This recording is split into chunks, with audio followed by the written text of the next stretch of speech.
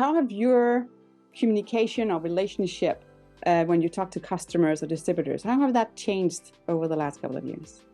I think the schedule has been flipped on its head. It's get in, go see people when you can.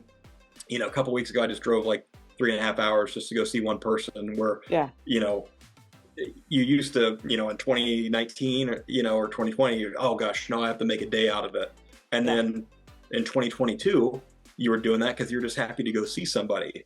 And so, you kind of are continuing to do that just because, everybody's hybrid and there's still such a value to those face-to-face meetings that you have to rearrange your schedule to make it fit the customer schedule. Yeah. So it's not it's not like the old fashioned where you're saying what you're doing on each day around the week. Right now you have to juggle everything because everybody has their own routine now or habits of how they work.